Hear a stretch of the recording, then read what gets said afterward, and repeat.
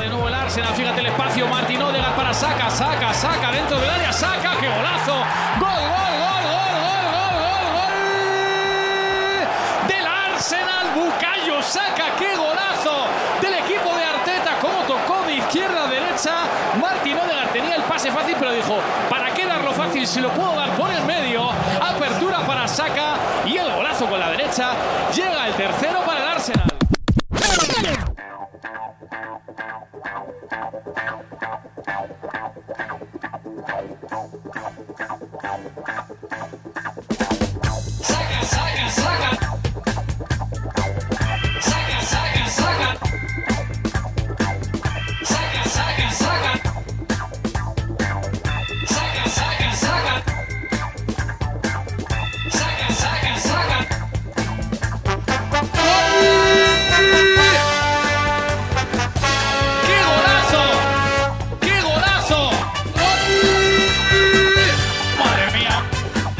Bukayo Saka. ¡Qué golazo! Saka.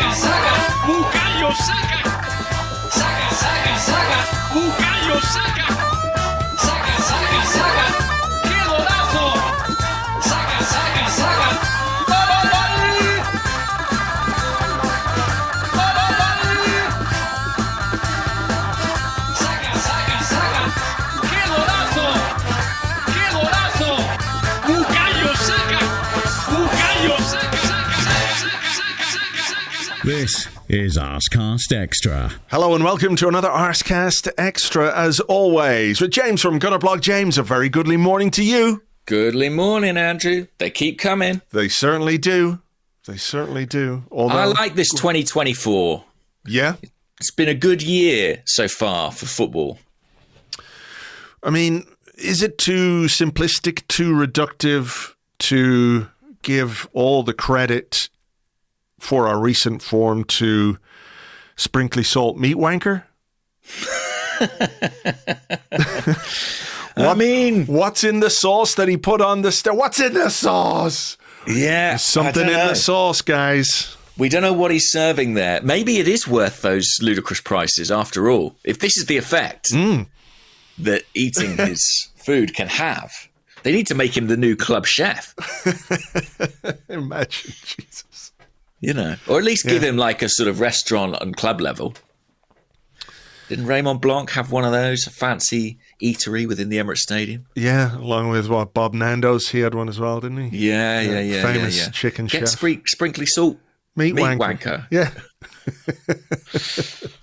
It's only, it's been a long time coming since Danny Welbeck first referenced him with that celebration. That was the first time that man entered my consciousness. Same. And now, here we are, many Thanks years later. very much, Danny Welbeck. Yeah. It is good, though. It is good. I'm enjoying this Arsenal renaissance. Can we call it that? The renaissance arc of this season? After, that difficult spell around Christmas time, we've come through it. We had our break. We got our magic meat. And now all that Renaissance-inspired artwork on the outside of the stadium. Yeah, it's all part of the plan. Yeah, I don't know. Five wins on the bounce, isn't it?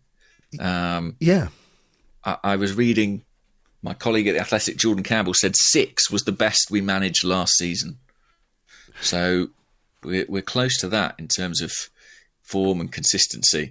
But the other side of that coin were some slightly frightening numbers that in City's title-winning seasons, they have reeled off 18, 14, 15, 12 and 12 consecutive wins. That is the reality of how you win titles, though. Mm-hmm. Do you remember of course you do, but you remember the 97-98 season? Absolutely, yeah. So that was a dozen odd wins, wasn't it? Yeah, I think it was it 10, 11 in a row, something like that, where, we were behind, and then we put this run together and overhauled Manchester United, including, a very big win at Old Trafford. That goal that we scored there, which went a long way to... that was a real 6-pointer of a goal, But you do need those kinds of runs. I was only thinking about that during the week. We sort of got used to how inevitable Manchester City were, but... You know, you either don't lose for an entire season or you need like a 10, 11, 12 game run of wins to sort of put you in the kind of position that you need to be in to win a title. But, you know, I think what we've seen certainly from this team since the break, all jokes aside, is a team that is absolutely displaying its title credentials. You know, because we had that little thing, didn't we, where we're top at Christmas and everyone was like, oh, Arsenal are top at Christmas. Can they go on and win the league? And then there were those bad results and everyone was like, oh. Well, they've blown it. It's all over now. And now we've, you know, come back, bounce back. And these 5 wins have been not just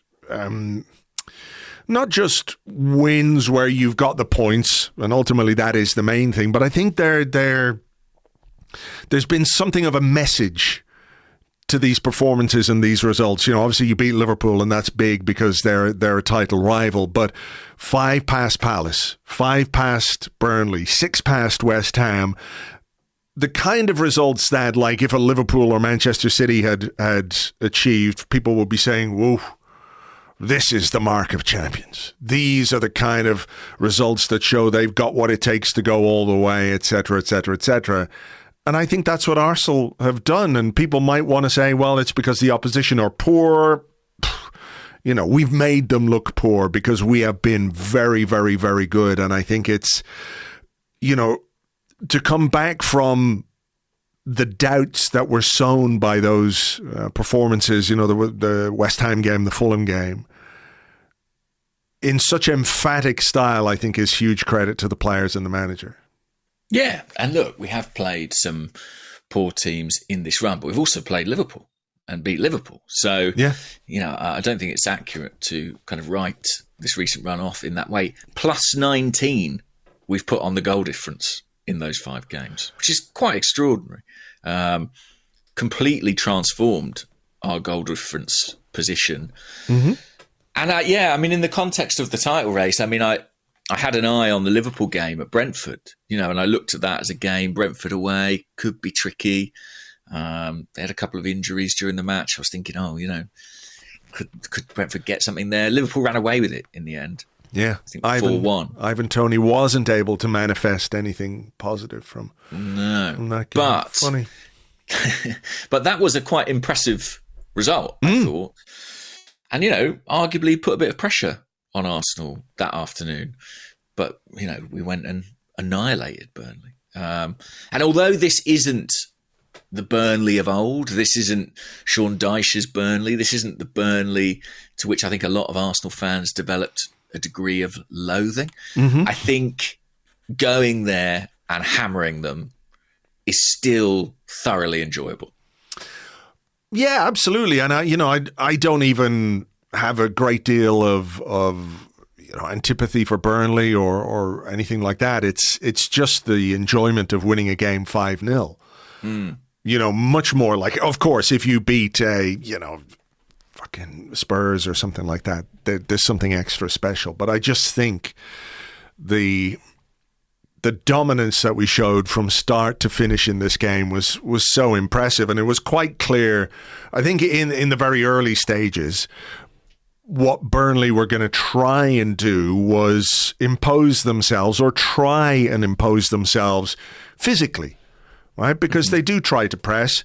They did get a few tackles in early on. I think it was maybe 5 or 6 minutes in, and there was a guy booked. Was it Ramsey? I think it was Ramsey who went off later for a foul on Bukayo Saka, fairly heavy foul on Bukayo Saka. But such was the start that we made, with a very, very good goal as well, that faded away almost straight away. Like, it didn't last 10 minutes. Yeah. That physical approach from Burnley, which, you know, I'm sure was part of their game plan. You know, you've Craig Bellamy on the sideline there because Vincent Kompany was, suspended because he'd had too many yellow cards. Like, maybe I'm doing him a disservice, but I would imagine that when Craig Bellamy is involved in any kind of coaching and team talk, there is an element of, you know, get stuck in and, you know, be nasty little prick, because that's kind of what he was as a player. So I presume he's brought some of that to his coaching. Arming them all with golf clubs. Yes. Yeah. Especially when there's a Norwegian on the pitch, yeah.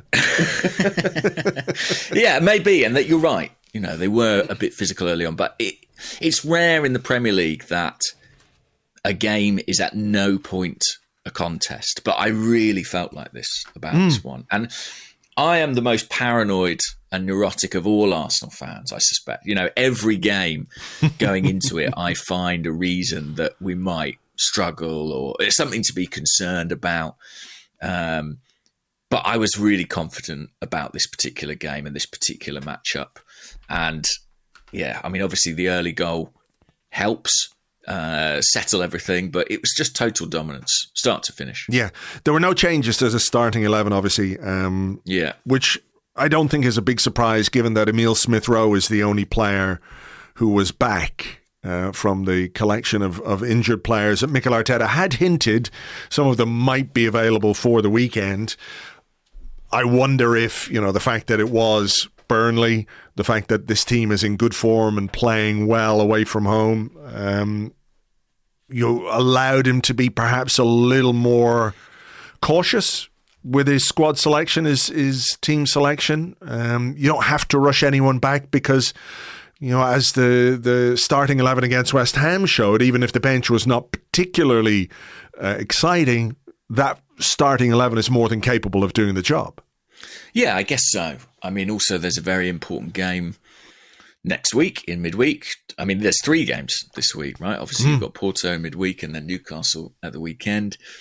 And maybe Arteta felt, well, you know, I might need or want some of these guys available for those matches. So if it means holding them back a bit here, so be it. But really, you couldn't have any arguments. I mean, if he was picking the team on form, on merit, given what they did at West Ham, you know, you couldn't argue against that starting 11. Not at all. Not at all. And like we said, they made a very early breakthrough. Fantastic finish this from Martin Odegaard. Ball across from Gabriel Martinelli, which has frustrated fantasy football players everywhere because apparently he wasn't given an assist for this because it took a deflection off a defender. Every week I'm learning new things about the rules of the game, what is offside and what isn't offside. But I think credit goes to Martinelli, obviously, for getting the ball across there. And the precision on this finish from Odegaard is fantastic.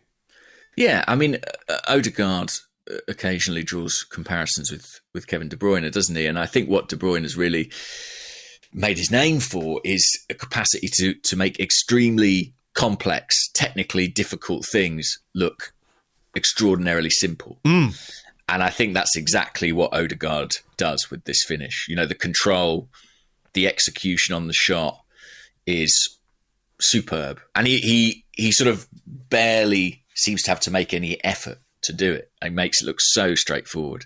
Yeah, an amazing goal. And, you know, he scored, I think it was at that end, didn't he? Last time we played there, a free kick. But yeah, got us off the mark and set the tone, I suppose. Yeah, 100%. You know, the early goal is a conversation we've had quite a lot this season and what it does for, you know, for your own confidence. Also what it does to the opposition. Like, you can imagine Burnley, keep it tight, lads. You know, maybe we can nick a goal from a set piece, and, you know, if we go 1-0 up, you know, they might start to get a bit flustered, etc., etc. But what that goal did was just put us completely and utterly in charge. Like, it wasn't a half. I don't think the first half was one absolutely filled with obvious chances, but Arsenal's dominance was pretty clear. The one I suppose I'm thinking of was around a half hour, was it? Maybe when Trossard, Saka played the ball across for Trossard. He had a fresh air kick.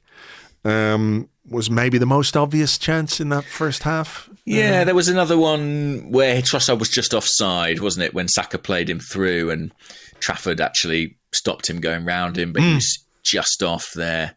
I know the one you mean where I think they looked for Havertz in the box. He held it up and Saka played it across goal, but Trossard missed his kick. You know, he obviously got his goal in the end, Trossard, but I probably feel like he could have had at least a couple on the day.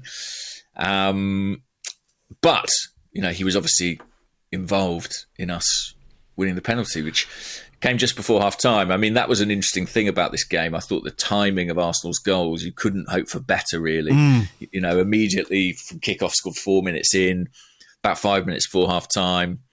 And then obviously Burnley changed it up at the break, and we immediately emphasised our superiority by getting the third goal. Yeah. We talk about timing a lot in terms of sort of the broader context of the season and peaking at the right moments, but the same is true within games. You know, are you performing at those critical periods of games? And I think we did that really well on the day. Yeah, the penalty came, I think it was Havertz played the ball through to Trossard. There wasn't a huge amount of contact, but it was a really clumsy challenge, wasn't it? I think you can't really have any complaints if you go in like that. If contact is minimal, there's still contact, and it's the sort of lunginess of the tackle that makes it a penalty.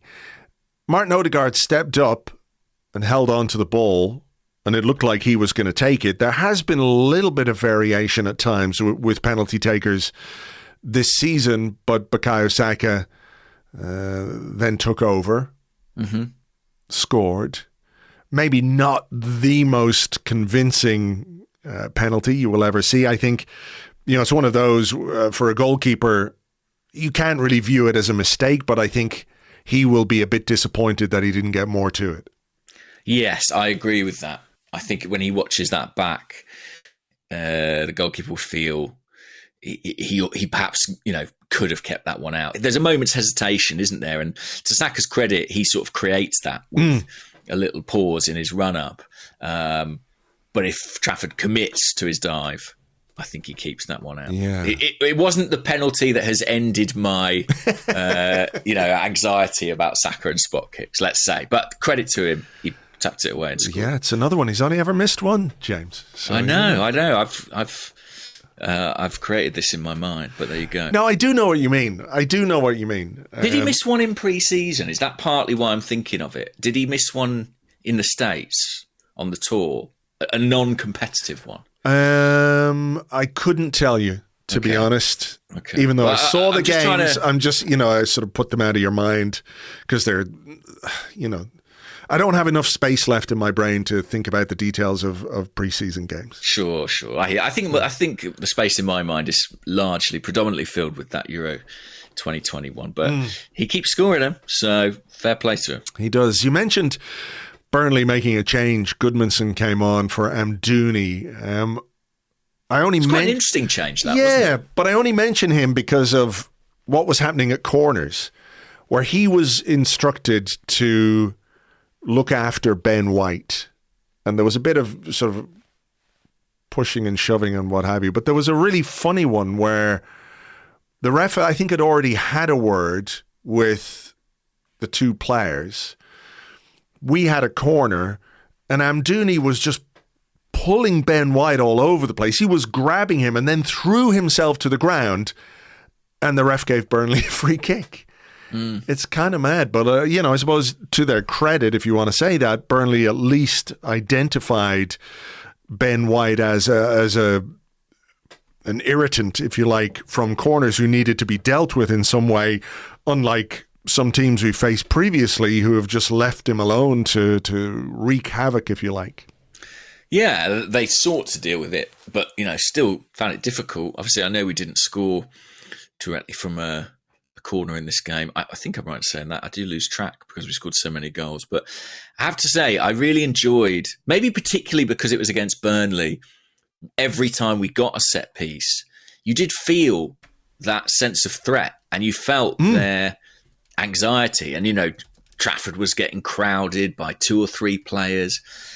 And the thing is, there was a time 10 years ago where we kind of scoffed at set pieces. They were sort of portrayed often as kind of like a tool of poorer teams, the likes of Burnley maybe. But what you forget is it's actually really fun having a team who are like really tall and really good on set pieces. When it's your team, it's great. And, I played Sunday League, and like a lot of Sunday League teams, that was kind of all we were, really. Long throws and corners.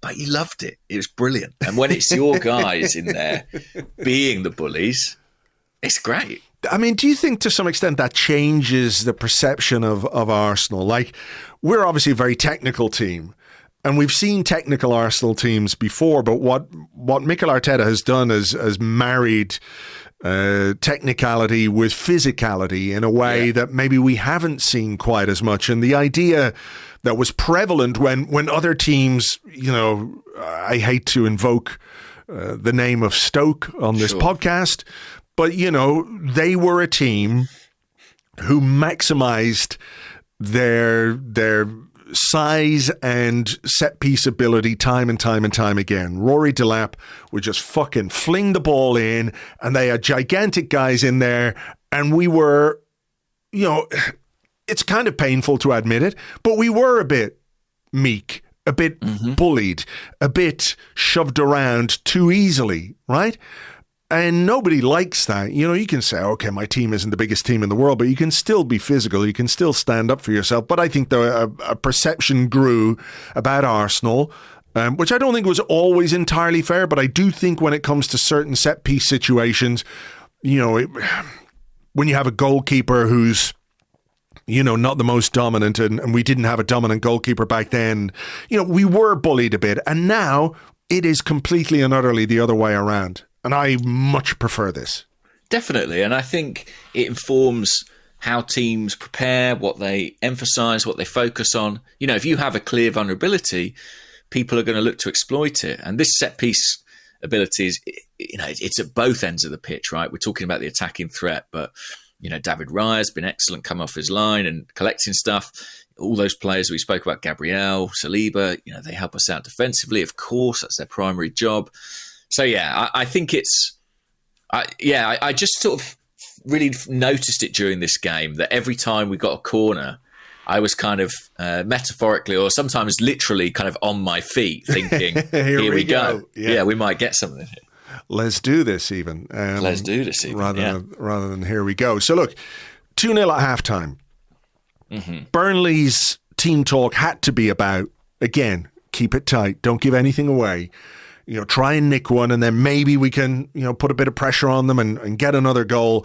But what I've really enjoyed about these last few weeks is the kind of ruthlessness of Arsenal, where you go, 2-0, that's quite good.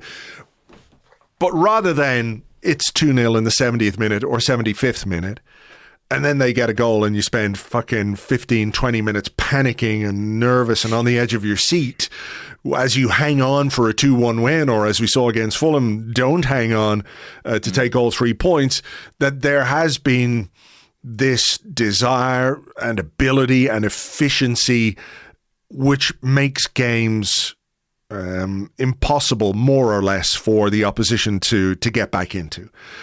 And within 2 minutes of the restart, we are 3-0 up. It was Havertz played the ball to Odegaard. Odegaard with a great pass inside.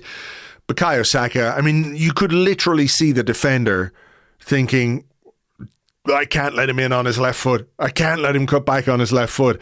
Yeah. Which allowed him to push the ball onto his right foot and smash it into the roof of the net. A bit like a goal he scored last season. Was it against Everton? I don't remember. At the Emirates Stadium. Is that the one you're thinking of? Yeah, I think so. I think it was against Everton. Another one, so right foot near post, just roofed it, and the goalkeeper can get nowhere near it. It's a brilliant finish from Saka. It is. It's a really, really excellent finish. I agree with you that you can see the defender show him onto his right foot. And with some wingers, that would work. If it was maybe not an Iron Robin, but someone who's very one-footed, you can push them that way, and that's the right decision. The thing about Saka is he's so good, he can go either way and hit it. Everton at home, I think, is won last season. Leeds away from home, that was a tighter angle. He's got it in his locker to finish like that on his right foot, especially when he's feeling confident. I thought he scored the goal of the game. Wow, is it the goal of the game? It was my favourite goal of the game against West Ham. I know Declan Rice scored a brilliant individual goal, but I loved the way Saka came inside and buried it in the bottom corner. Oh, yeah. And here at Burnley, this was my favourite goal of the game. And it's the other way, right? It's the other route. Go on the outside, hit it with the right foot. We are kind of running out of superlatives for Bukayo Saka, but we're going to need to come up with some, because hopefully we're going to get so much more from him. Yes. I don't know what more there is to say. We talked about him last week and talked about how good he is and talked about his end product and talked about his, the contributions that he's making.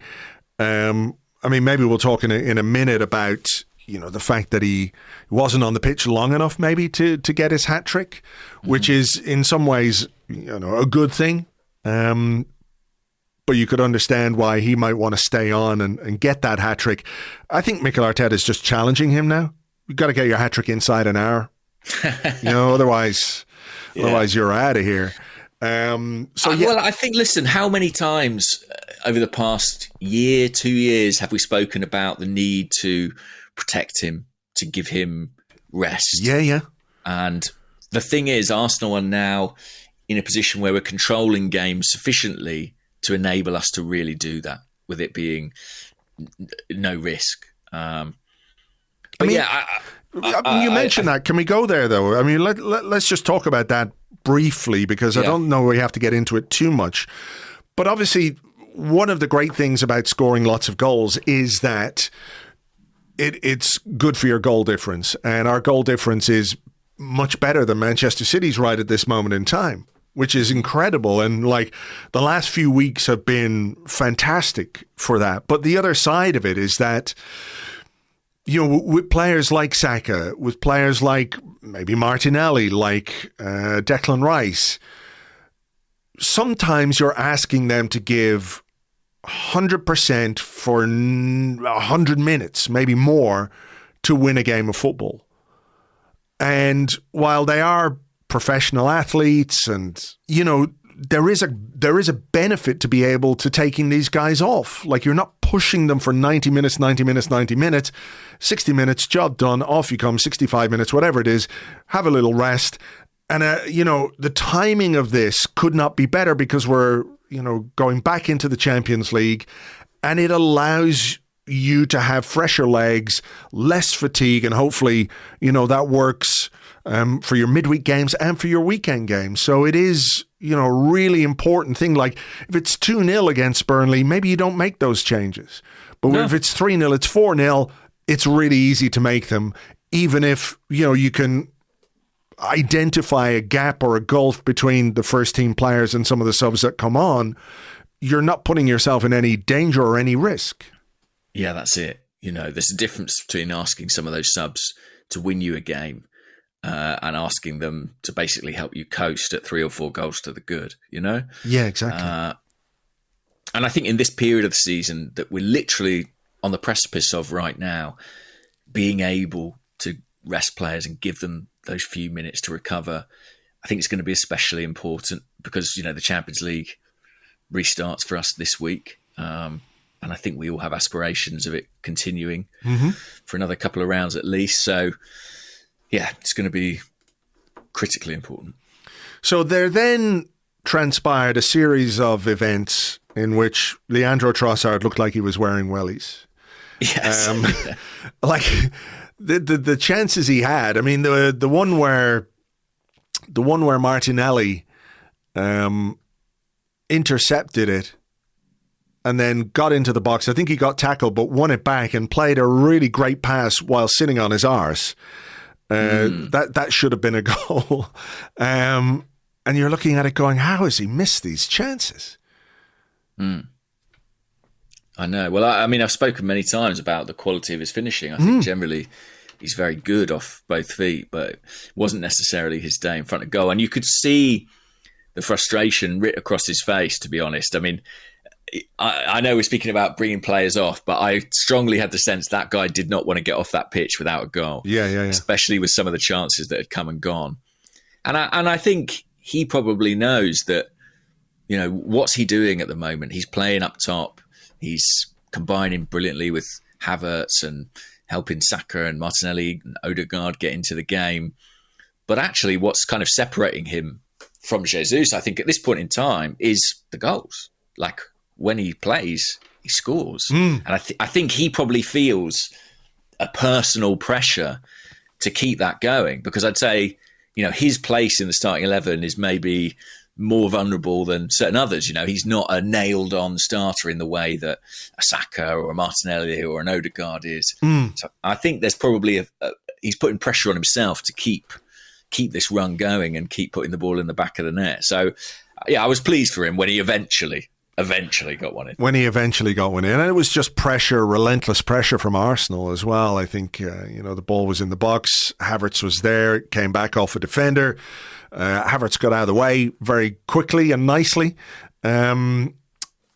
Trossard finished with his left foot, so he did get that goal. I think you're right. He knows he has to rise to the challenge a little bit. And he's doing that very, very well. I mean, before that, there was that unfortunate injury for Aaron Ramsey, Burnley, Aaron Ramsey, where there was a tackle by Odegaard, and you could see on the replay, the minute that replay happened, it was like, oh God, a poor guy. He looked in a lot of distress, and I don't know that they've diagnosed it yet, but you would fear the worst if you saw that happen to an Arsenal player. You'd absolutely fear the worst in terms of the injury that they've sustained. So pure bad luck as well, really. It was, there isn't, there's not a dirty bone in Odegaard's body. It was a challenge, and he just landed awkwardly. I hope it's not as bad as it looks, but you'd fear the worst. And to be honest, that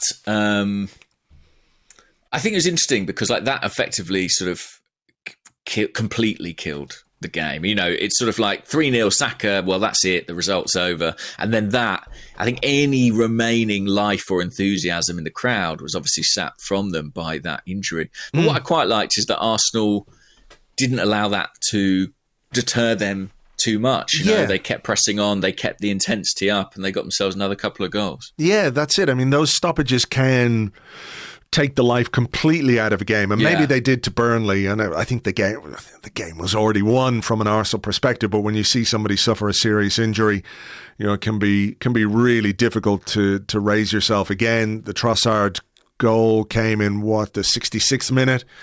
I think that's an interesting point, isn't it? Because normally those injuries do just completely take the life out of a game for everybody. But I think it's telling and pertinent that Arsenal kind of maintained some of their intensity after the restart. I think that shows you how driven they were to kind of keep putting the ball in the net and keep building up that goal difference. Yes, for sure. So he made changes. Nelson, Cedric and Nketiah on, White, Saka and Trossard off, which is the perfect example of what you said a couple of moments ago, is that these aren't guys who you would bring on to help you win a game, but they're perfectly cromulent when it comes to helping you see out a game, with all due respect. Then there was the Kai Havertz goal. Yeah. What a lovely goal. What a lovely goal from an Arsenal perspective. I have to say, absolutely diabolical from a Burnley perspective. I mean, the most basic errors in terms of defending, but you still got a profit from it. And I thought Havertz took it really well. And even to be making that run, in the 78th minute of a game where you're 4-0 up, I think shows his desire, but B, his athleticism as well. I think his stamina and his ability to keep going within games, probably covering more ground in this role now than he ever has at any point in his career. I thought it was a really nice goal from his perspective. Yeah, I think he deserved the goal as well. I think he did. Yeah. Because we should probably talk about this a little bit. His movement, he was involved in most of the goals, I think, in some way. He was there or thereabouts. Certainly it was his pass for the penalty, his pass to Odegaard for the Saka goal. He was there when the Trossard goal went in. He was putting pressure on the defenders. I think his movement was really, really smart. And I know we've nutmeg and finish, great. And actually the throw from Kivior down the line is excellent. Burnley obviously caught napping. At that point, the game was gone and they'd switched off completely. But I think the Kai Havertz that we're seeing now when you think back to the Kai Havertz that we saw at the start of the season, are almost like two completely different players. Mm. And Yeah, I think there's been a marked improvement for sure. 100%. You know, he looks more settled. He looks more decisive. He looks more physical. You know, there could be countless reasons why the early part of his Arsenal career was underwhelming. You know, the price tag, the knowledge that he's come from Chelsea, he's got to win people over, and just the reality that sometimes it takes players a little while to get going at a football club. Not everyone can be Declan Rice and hit the ground running 100% from the first day they arrive at the club. You know, it can take players a while to get settled in. But when I look at what he's doing, how he's doing it, you know, he just looks like a completely different player. And I had concerns. I know you had concerns. I'm sure many people listening to this had concerns. I think there should be more to come from him. I'm not saying he's, you know, won everybody around or convinced everybody. I think he can do more and deliver more. And I had a bit of a conversation like this with Lewis on the preview pod over on Patreon. So I was really happy for him to get the goal, which, you know, is a tangible contribution that people can look at, and it's on his stats and everything else. But his overall performance and what he's bringing to the structure of the team at the moment, I think is really, really interesting. That him and Trossard are a sort of slight tactical shift in a way. It's almost like your classic big man, small man, front two partnership at times. And that is not something I necessarily expected from Mikel Arteta or from these two players. And I think, you know, the opposition teams didn't expect it either. I don't think anybody has quite come to terms with the way that Trossard and Havertz are operating on the pitch and the way that they combine and the areas in which they combine. Like if you look at the penalty, he's in the centre forward position. Odegaard plays a ball in. Havertz knocks it off to Trossard, who runs beyond the defender. The clumsy challenge, bang, penalty. The chance that we talked about Trossard missing, where he had the fresh air kick, again, something very similar. Havertz in the centre-forward position, lays it off to Saka. Saka played the ball across, and Trossard should probably score from there. And this is different. This is something different in the front three, front five, whatever you want to call it. And maybe it's only been there since the trip to Dubai. It's a tactical tweak that they've made, but it's been very, very effective. And I think, you know, Havertz and Trossard and the manager deserve credit for finding a way to not confuse the opposition, but to set up the team in a way that people probably weren't expecting. And it's been really, really effective. Yeah, I mean, we've spoken about this a few times before, but it feels like the speed at which other teams learn about what you do in the Premier League has accelerated dramatically in the last few years.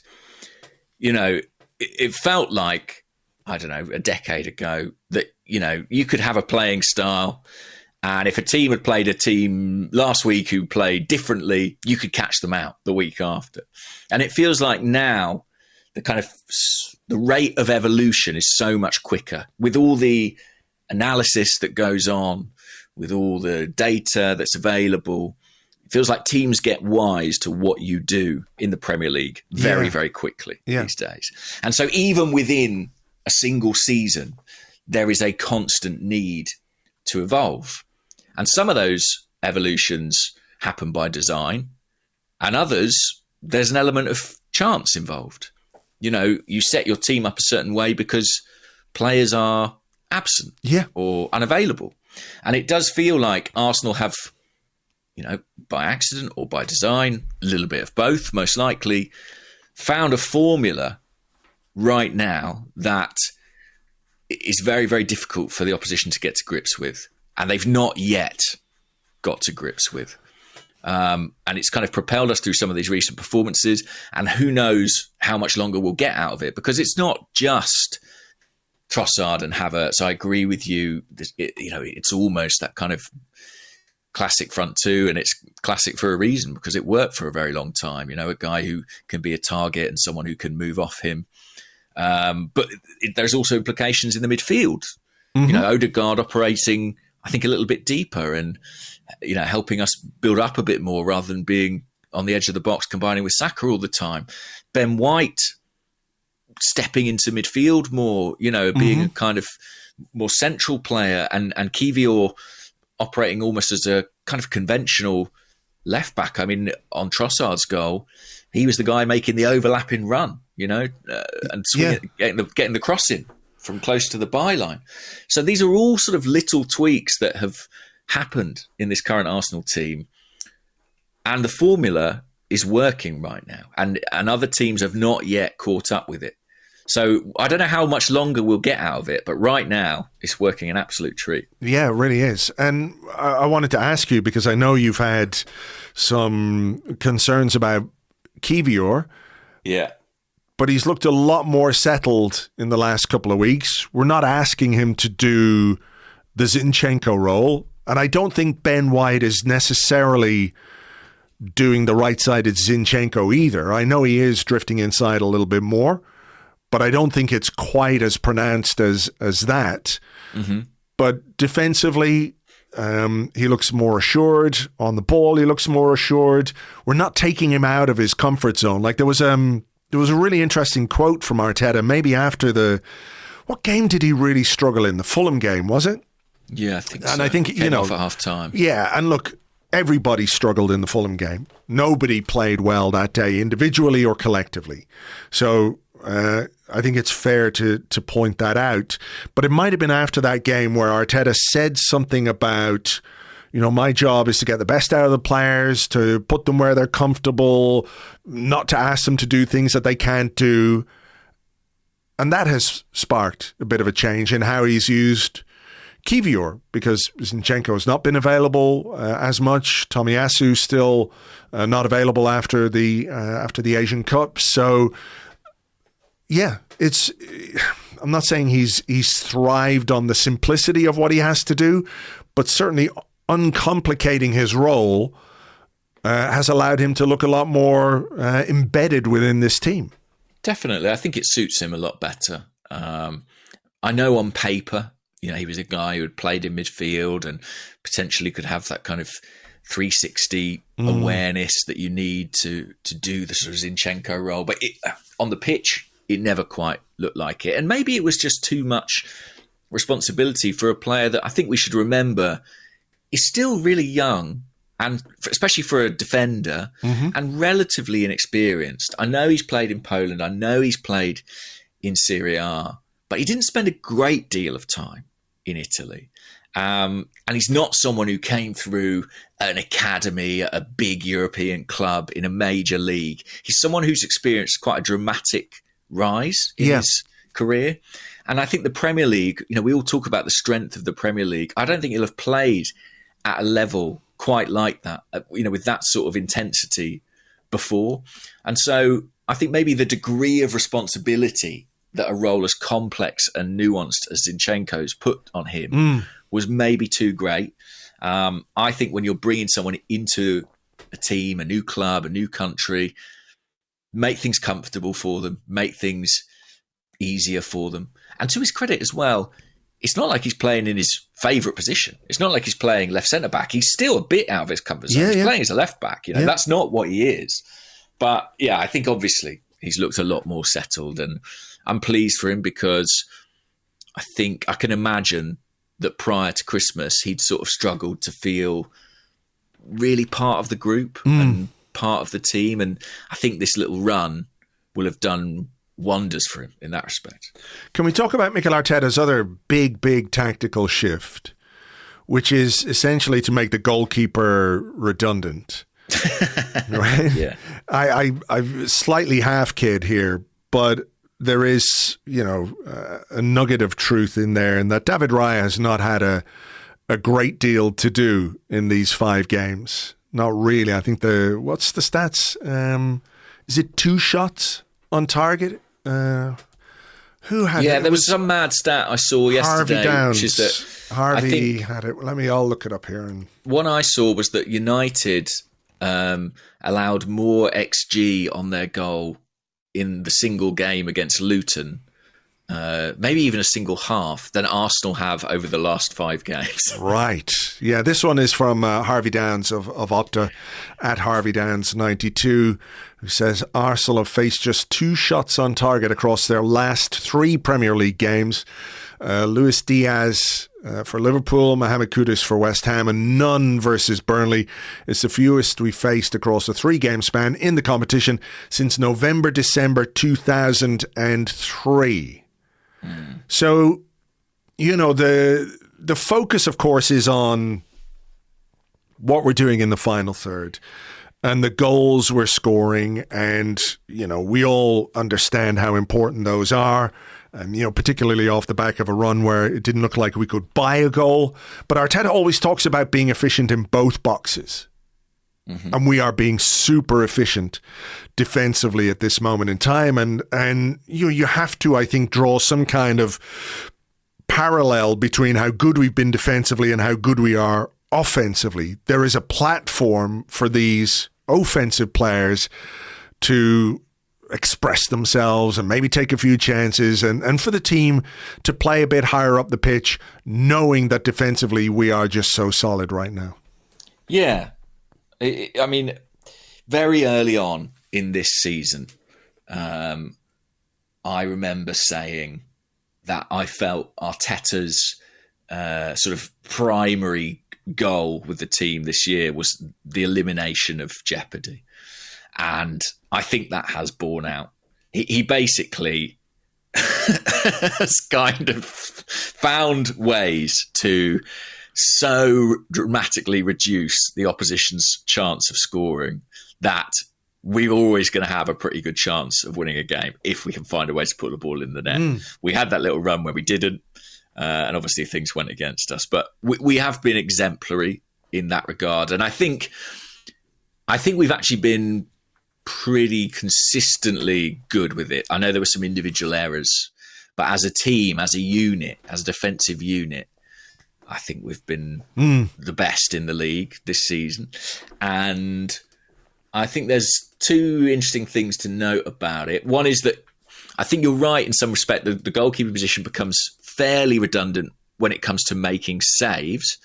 But I think we need to give David Raya his due as well, in that, I think his style is part of reducing and eliminating that threat. I was going to ask you, do you think, as much as I was joking about the goalkeeping position being redundant, but do you think that Raya is essentially the blueprint goalkeeper for this kind of thing, where he will keep the ball moving. His use of the ball with his feet and with his hands is such that he's not as involved as other goalkeepers, but he fits this team and this style quite perfectly.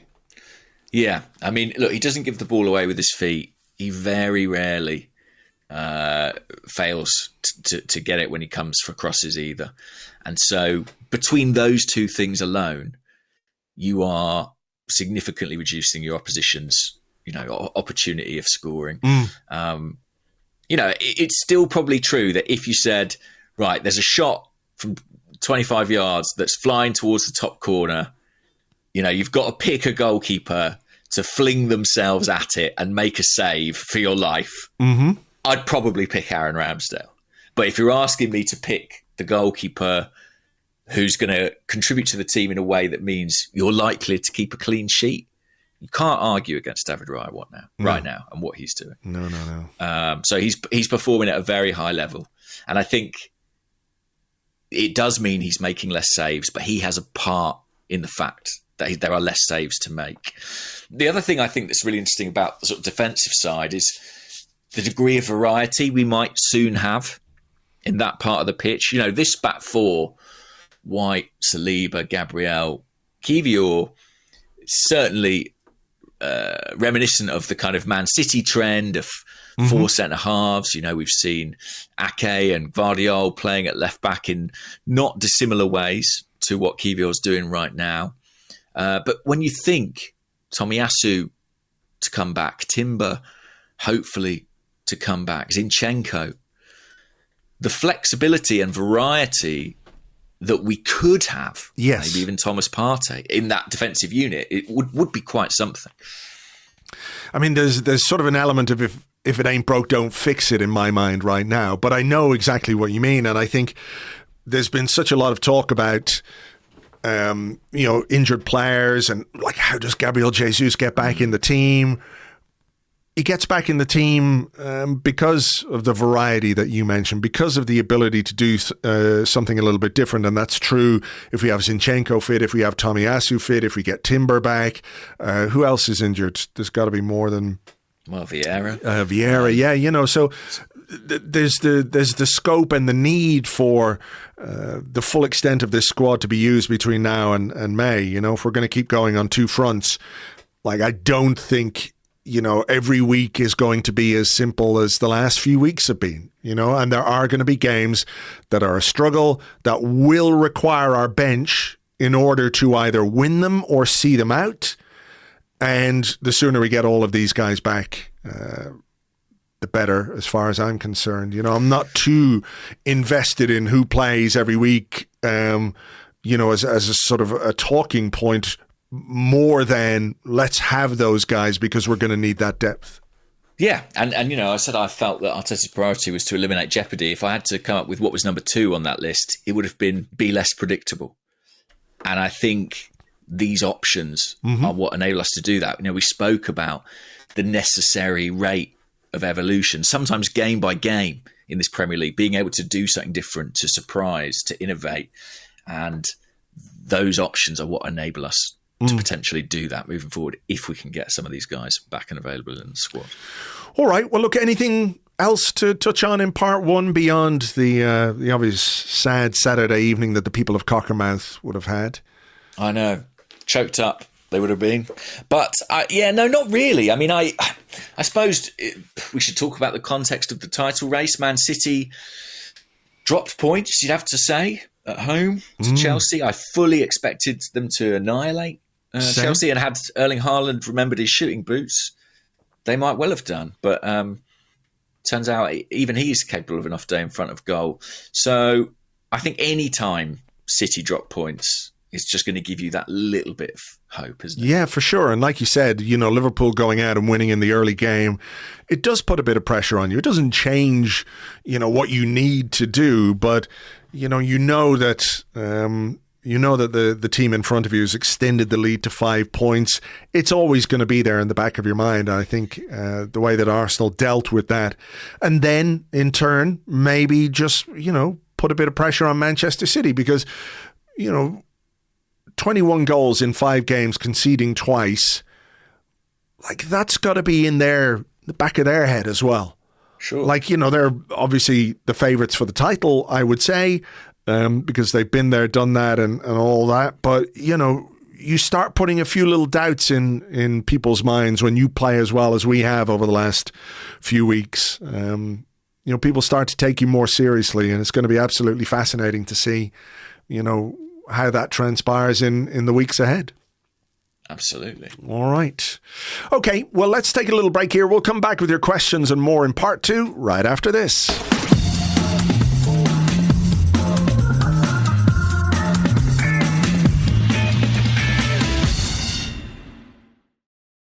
Welcome back to the Arsecast Extra. This is part 2 of the show where we answer questions that you send to us on Twitter at Gunnerblog, at Arseblog, and also on the Arseblog Discord chat server, which you get access to if you are an Arseblog member on Patreon. Would you like to go first?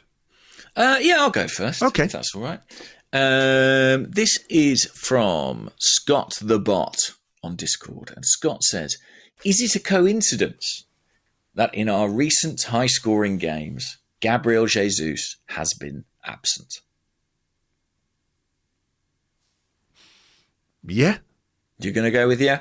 I'm going to go with yeah in as much as, we talked in the first half about the Havertz Trossard thing and how effective that has been. But I think as well, this is a team that's really found some form. Did Jesus play in the Crystal Palace game? I honestly can't remember. Yeah, same. Did he play? Just going to have a look now. Boom, boom, boom, boom, boom. He did. He started that game. Yeah. And we won 5-0. Now, to be fair, there was a little gloss applied to that scoreline very late on with Gabriel Martinelli.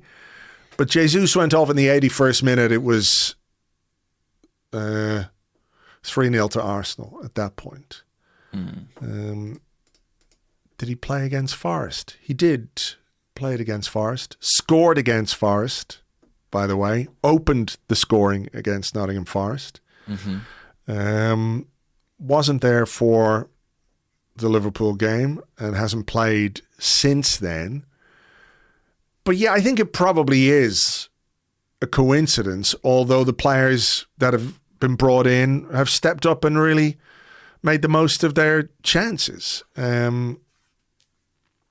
Yeah, I don't see it. I would say, I don't know if it is coincidence, but I don't think that necessarily makes Jesus suddenly a bad player, if that makes any sense. There's a cause and correlation aspect to this discussion.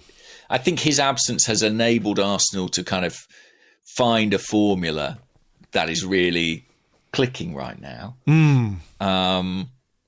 But these are particular types of games, and I think there are others that maybe Jesus would be the right player for. I mean, a sort of secondary question to this that I'd be fascinated to know your answer to, and I'm not sure anyone asked it in so many words. What do you think is the difference between an Arsenal team that couldn't put the ball in the back of the net towards the end of last year and now is suddenly, seemingly scoring for fun? How do you explain that? I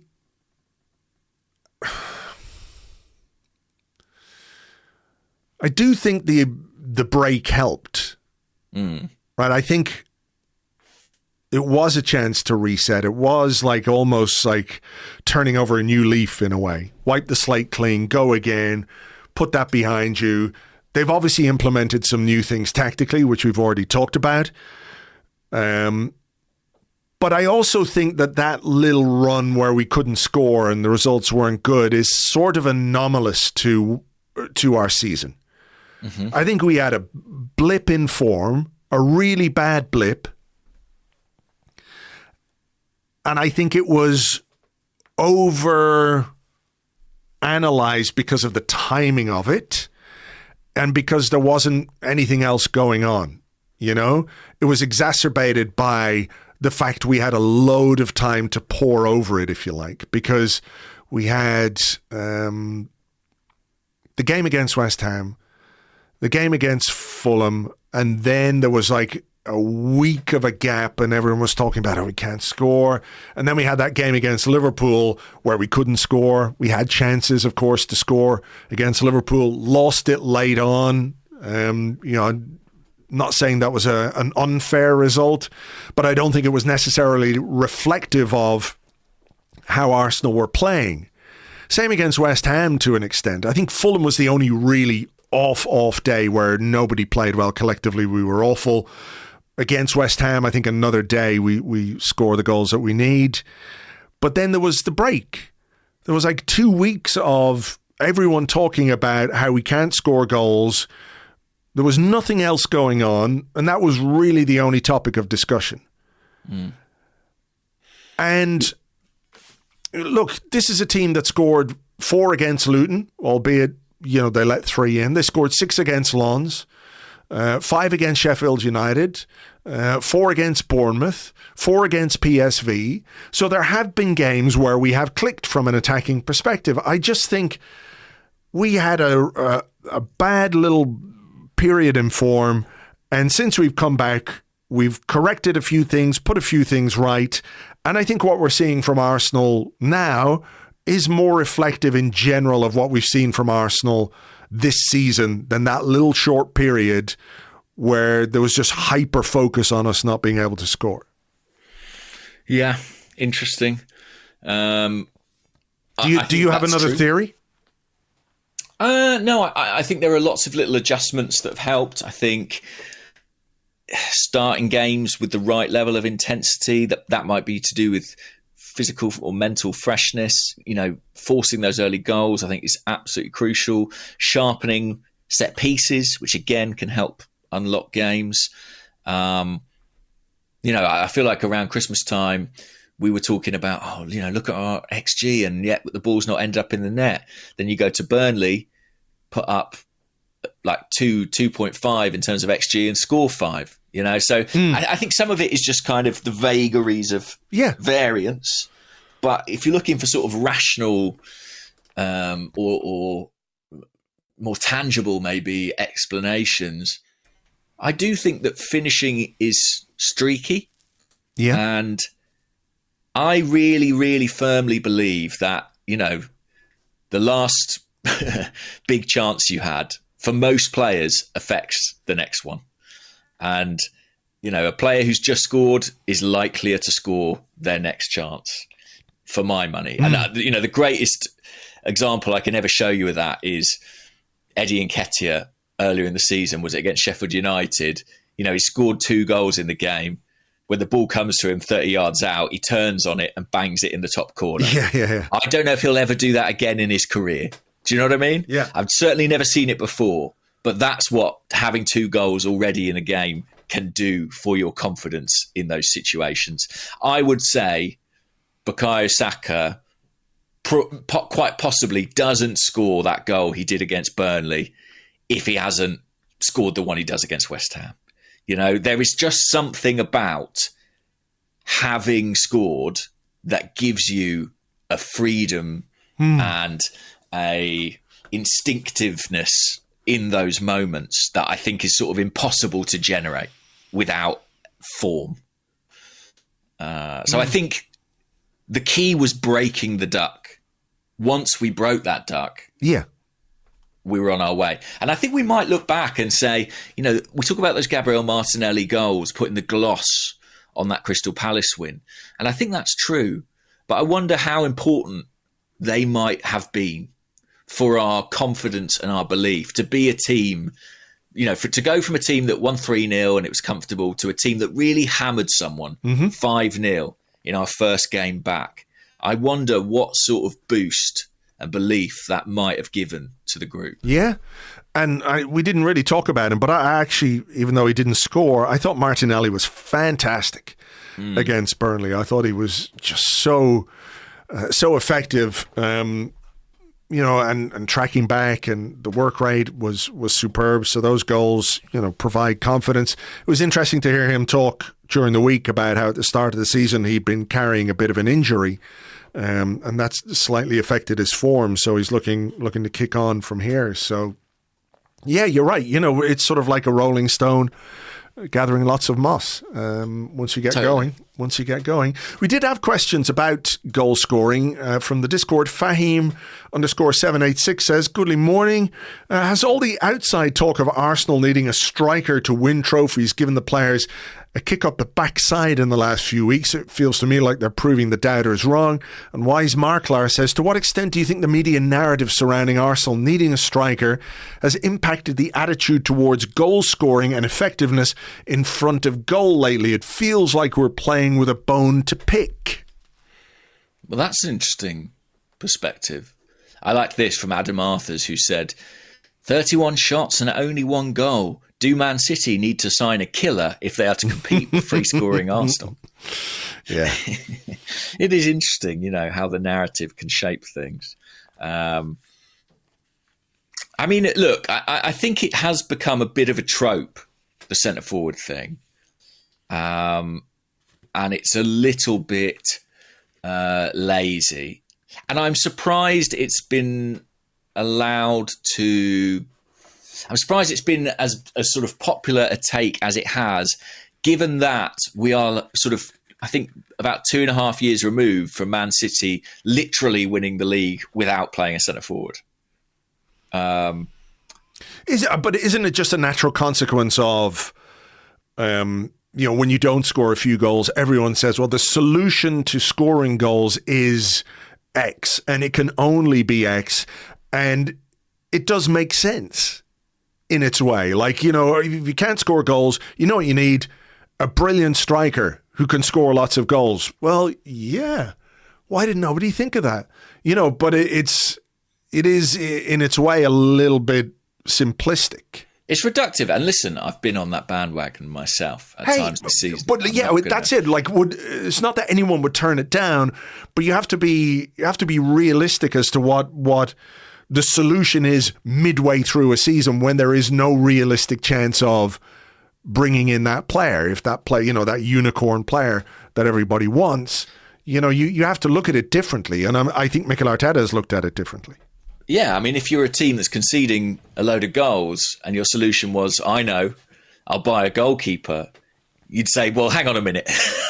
That's only part of the job, And I think the same is true at the other end of the pitch. It's not necessarily a panacea. It's not necessarily something that's going to fix everything. But I think that basically what's required in the debate is a bit of nuance. Do Arsenal need another forward, ideally, who's a sort of penalty box presence and a good finisher and maybe gives more variety to the attack in a way that we're talking about the variety in the defensive options? Yes. Does that mean they can't win the league this season? Not necessarily. Not necessarily. Yeah. We'll have to let it play out. I mean, if we do come up short, we'll probably all agree that that's something that would help, or would have helped. It's kind of one of those that, we've got to let it play out. But right now, we're scoring goals for fun. Yeah. And maybe there is that sort of bit between the players' teeth, that little point to prove. I mean, the one who has the most to prove in that respect is Gabriel Jesus. And that's why we are getting questions like the one we opened part 2 with. He is the guy who I think has it within himself to end that debate. But he has to deliver it, I think. For sure. And I still have belief that he can do that in the second half of this season, that he can come back and score a lot of goals. But, he needs to turn that page for sure. Yeah, he's got to come back first. Well, and then, he's going to have to, the reality is he's going to have to fight his way back into the team to an extent. Because the guys who've taken his place have stepped up and they have delivered. And they deserve, if the manager feels like that's the right way to pick his team or depending on who we're facing, who he might feel is the best option or what the best tactical approach for the game is. If he sticks with, the Havertz Trossard thing for a while, then I think that's entirely fair enough. But I agree with you that Jesus is a player who can deliver more and should deliver more for Arsenal. What's he got? And that Havertz goal, by the way, I think that was his first goal of this little run. I think it'd been 6 games without a goal. So I think getting him back on the score sheet is important as well because he has a presence, he can be a threat, and we're going to need that from him between now and the end of the season. He's definitely a confidence guy. Yeah. In maybe a way that other players aren't quite. I think what we've seen this season is that as his confidence has grown, he's been a more effective player. So every little boost of confidence that he gets can only be useful for him and for the team. So yeah, and that confidence thing, I spoke about it being very real, and what a player's done with their last chance affects their next one. And I think that's broadly true. There are certain players who are immune to that, and that's kind of their superpower. Certain great goal scorers, sometimes their greatest asset, their biggest attribute is their capacity to forget the last miss. The likes of an Erling Haaland, for example, he had a bit of a nightmare against Chelsea. Do I think that will continue into the next game? Absolutely not, because he seems to have that kind of psychological capacity to put a miss to one side and focus on the next one. And maybe that is a trait that we do slightly lack in the squad, and maybe this season has kind of proved that to an extent. But yeah, we're not going to add it between now and the end of the season. So. No. couple of quick ones. Manu Lane said, I do not have a question per se, but my little cat Smudge is not doing very well, and she could do with a big Arseblog shout out. So shout out to Smudge the cat. Get well soon. Get well soon. And Bake said, is shouting "Let's do this" acceptable as foreplay? Yes, permission granted. There will be no legal repercussions. It's acceptable, but how it goes down, not advised. Yeah, I wouldn't advise it. Let me ask you. Do report back. Do report back, please. No okay, pictures. Here we go. This is a bit of a different tack from JCBR. And they say, not to be negative, but I have been really disappointed by Nelson and Nketiah over the last 2 games. Both have come on when we've been 6-0 and 5-0 up respectively, and neither have done anything to stand out, get a goal, or give Mikel anything to think about. I didn't mention it last weekend, but to see the same thing happen again this week was very disappointing. Do you guys feel similar? I don't feel that way, no. I don't feel disappointed. Like, it would be great if they could come on and do something and contribute. I don't think it's that they didn't try. I think what we're seeing is sort of like we're seeing squad evolution in a way, where players who are capable of contributing what we need are playing more often. And I think the reality of players like Eddie Nketiah and Reiss Nelson is that they're not quite at the same level as a Bukayo Saka or a Gabriel Martinelli or even a Leandro Trossard. And it doesn't necessarily disappoint me. I mean, I think, and I hope that these guys have got a role to play between now and the end of the season. If they could chip in with a goal here or there, an assist here and there, it would be very, very useful. But for me, going back to what we were talking about in the first half of the show, having these comfortable leads allows them playing time in a sort of non-competitive way. Is that the right way of putting it? I don't mean it like that, but there's no. The stakes are lower. Stakes are lower. We're not necessarily depending on them. Like if we absolutely needed a goal against Burnley on Saturday, I wouldn't have a great deal of faith in Eddie coming off the bench and getting a goal. I know Reiss did it against Bournemouth, and it's a moment that will live forever because it's just so magical. But I wouldn't have a great deal of faith in him coming off the bench and contributing in that way. So I'm not disappointed because I think I've already not made my peace with it, but I kind of understand their level and what they're capable of. Does that make sense? Yeah, it does. I mean, the thing is, there will be a game where we need something off the bench. Yeah, for sure. I suppose I'm just hoping that by that time we have enough players back that, it might not be either of those players that we turn to. It could be Gabriel Jesus coming off the bench. Could be Gabriel Jesus. Could be a Kai Havertz. If we set up the midfield slightly differently, if Partey's back or Jorginho's playing. I just think it's key that we get some players back and effectively shift the pecking order a little bit. Because I'm kind of with you. I do think, listen, Eddie's had some really good moments in an Arsenal shirt, and Reiss has had some good moments in an Arsenal shirt, and one that will live forever, undoubtedly. But I do wonder if, when we're talking about some of these players in a few years' time, we will see that the contract renewals that were done with them were as much kind of accounting decisions based on what those players could do for our FFP position down the line as they were talent decisions. I don't know, but that's something I've been wondering about in the last week. The flexibility they will give us in terms of budget if we sell them at some point in time is considerable. Yeah, maybe so. Maybe so. Obviously, you can never, ever... The club can never say that. And... Shouldn't say that. And shouldn't say that. Yeah.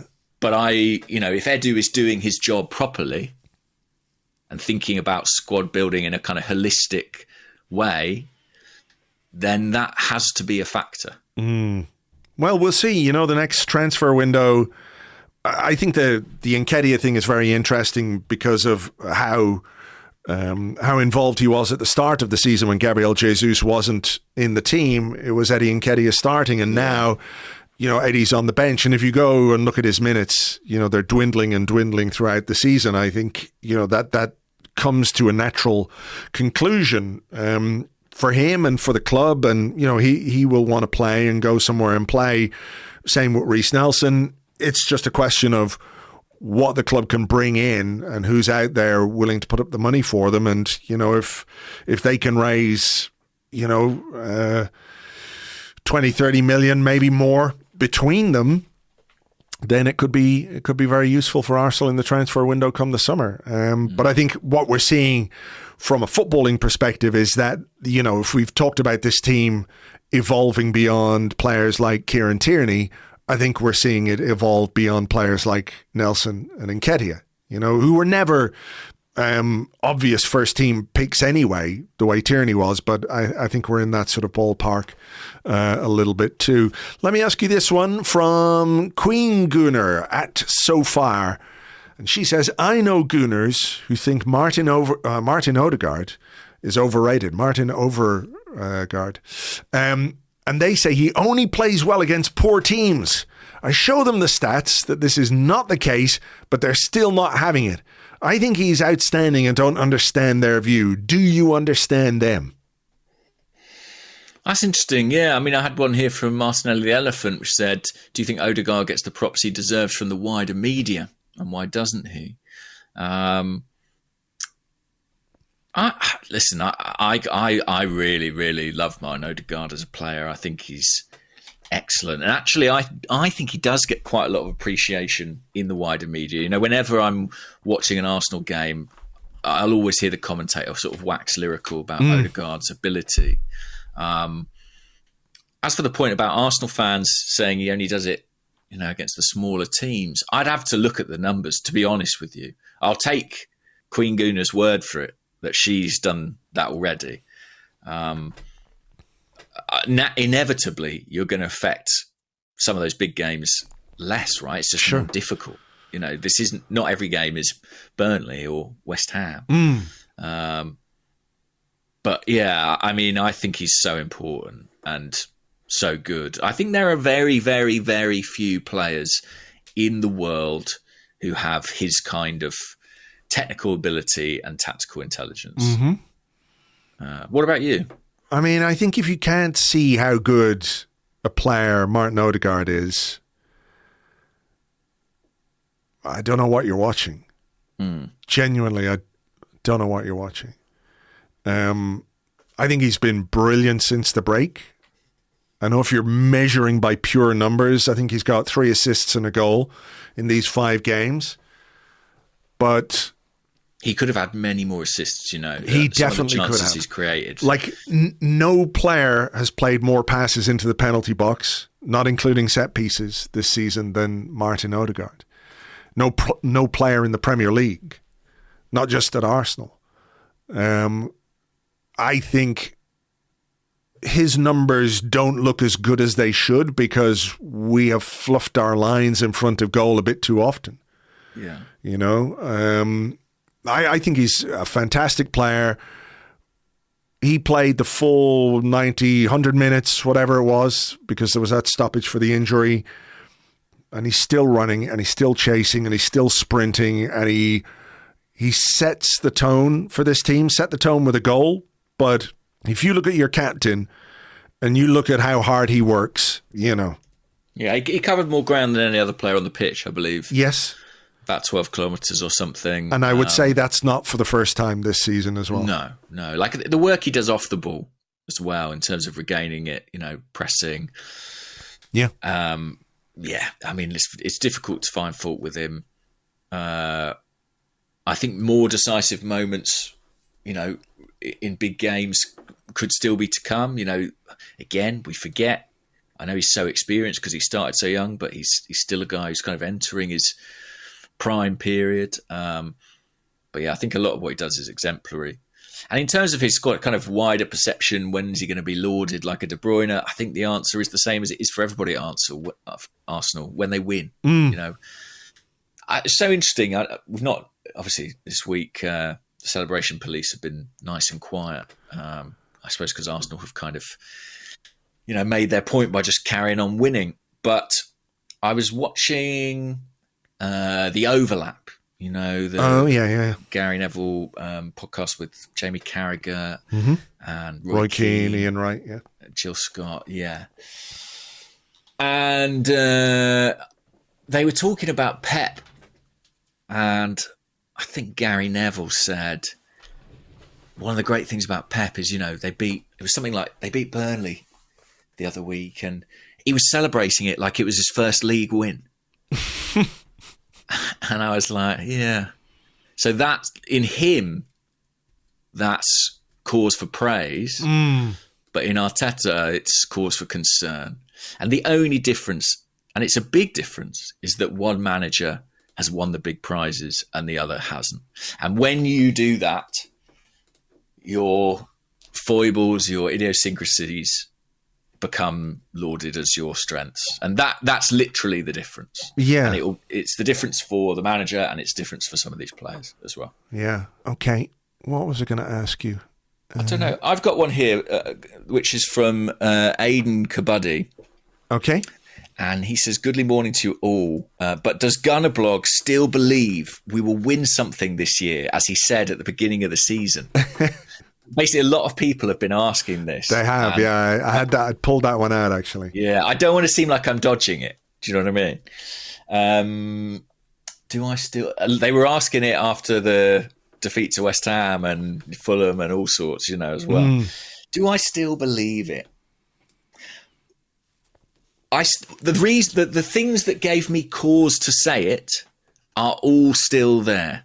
I said it because these kind of very lean, ruthless, efficient teams win trophies historically. And I think that is what we are. I know we are scoring goals aplenty right now, but it's our efficiency, our organisation, our control that made me say that back in August or September or whatever it was. The problem is we're out of two competitions. And personally, I do feel that absence really keenly. Like, I know there are people who say, I don't care about the FA Cup. I don't care about the Carabao Cup. I understand that perspective, but you've got to win trophies. And, you know, eras of teams are relatively short. And I feel like we let two opportunities... Let them go is maybe an exaggeration. We went out the FA Cup to Liverpool. It can happen. But, you know, if we were still in 4 competitions right now, I'd be saying, yeah, we'll win one. But we're not. We're in 2, and Man City are in both of them and are probably favourites for both of them. I'm going to say... I'm going to say, yeah. I mean, basically... I still think we look as much of a winning team as we did when I said that, if not more so. It's more difficult now because 2 of the easier competitions are off the table. But we still have all the hallmarks right now of a winning team. If we keep playing like this until May, I think we'll win something. Well, I agree. I mean, I think... It's a big if. It is a big if. It's about consistency. But I agree with you that the hallmarks of a team that wins things are there, defensively and offensively. Yeah. For all the talk about strikers, like we've got great goal difference. Only one team has scored more goals than Arsenal in the Premier League this season. That's Liverpool. And no team has conceded fewer goals than Arsenal. That's what you need. Now, whether we can fight off 2 very, very good, experienced teams to win the title, I don't know. But I believe we are a team that can compete for the title. I don't know if we'll win it. Nobody can predict that, really, you know? I probably, it sounds mad, but I probably fancy us more for the Champions League. Yeah, I've heard that said and had that discussion as well. Yeah. Just because I think City in the Premier League, basically in the Champions League, there's a route to winning it where you can avoid City. I think it's quite unlikely, but it's possible. It is possible. Yeah, you can't avoid Man City in the Premier League. No, they are inevitable in some respects. But yeah, this looks like a winning team to me. And if they don't, either they've collapsed or, completely lost form, as they did, to be honest, in the last period of last season. So either that's happened again, or they've been beaten by a team that is utterly exceptional. Yeah, just that little bit better. I was quite taken aback, actually, on watching Match of the Day the other night, and at the end of the Arsenal game, or maybe it was midway through, the commentator said, after Arsenal choked last season, I thought that was really unfair. I have to say, I thought it was unfair. I think there were two very obvious reasons why we didn't win the title, and those were the injuries to Saliba and Tomiyasu happening in the same game. And I think that was far more influential in the way the title turned out than a lack of metal or bottle or character or whatever you want to call it. But hopefully we are better set up to go the distance this time. Let's do a couple of quick ones just to finish. We had some questions about Sambi. Yolius said, goodly tidings, good chaps. Just seen Sambi boss it for Luton. Does he have a future at Arsenal, or are we feeling this loan move is a shop window? And the same question, more or less, was asked by Undamaged Panda Gunner, which is a great name on the Discord. Right, so confession, I've barely seen him for Luton. Like, I didn't watch the United game. And yeah, I've not had the opportunity to watch him. I didn't watch that game either, but Rob Edwards before the game was talking very highly about him and what? No. I was saying, I know he's been doing well. I just haven't seen him myself, with my own eyes. Yeah, Rob Edwards has been full of praise for him. He's really enjoying it, from what I hear. Sambi feels like he's playing his best football for a while, and Luton have had some really good performances in that period as well. Yeah,